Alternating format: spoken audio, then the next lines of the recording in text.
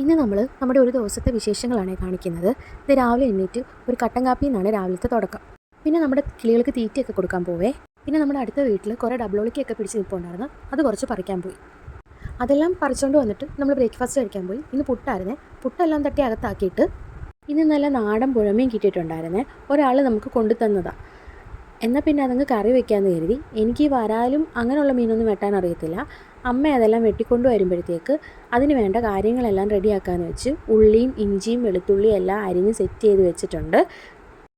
പിന്നെ ചട്ടി വെച്ച് അതിലോട്ട് നമ്മൾ അരിഞ്ഞ് വെച്ചേക്കുന്ന സാധനങ്ങളെല്ലാം ഇട്ട് പൊടികളെല്ലാം ചേർത്ത് എല്ലാം കലക്കി എല്ലാം വെച്ചിട്ടുണ്ട്. പിന്നെ വേണ്ട ഇത് കണ്ടോ, ഇത് തോട്ടുപുളിയാണേ. ഇനി ഇത് വെച്ചിട്ട് നമുക്കൊരു ഒഴിച്ചുകൂട്ടാനുണ്ടാക്കാവേ. ഇന്ന് ഇതിൻ്റെ 2 പച്ചപ്പുളി നമുക്ക് കിട്ടിയിട്ടുണ്ടായിരുന്നു. അപ്പോൾ അതെല്ലാം അടുപ്പേ വെച്ച് അതിന് വേണ്ട തേങ്ങയെല്ലാം അരച്ചെടുക്കുന്നുണ്ടേ. മോരുകറിക്ക് അരയ്ക്കുന്ന പോലെ തേങ്ങയ്ക്കകത്ത് വെളുത്തുള്ളി, മഞ്ഞൾപ്പൊടി, ജീരകം ഇതെല്ലാം കൂടെ ചേർത്ത് നല്ലോണം അരച്ചെടുക്കണം. ആ അരപ്പ് നമ്മുടെ പുളിക്കകത്തോട്ട് ഇട്ടിട്ടുണ്ടേ. പുളിയൊക്കെ അരപ്പിട്ടിട്ട് നല്ലോണം ഒന്ന് ഉടച്ചു കൊടുക്കണേ.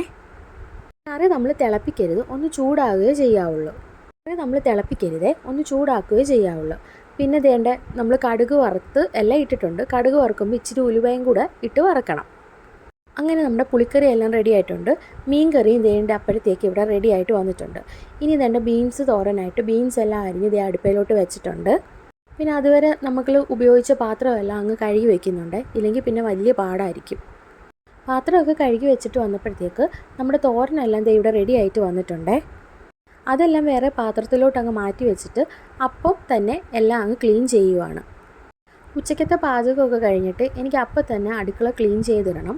അങ്ങനെയെല്ലാം ക്ലീൻ ചെയ്ത് കഴിഞ്ഞ് നമ്മളിത് ഉച്ചയൂണിന് കഴിക്കാനിരുന്നേ.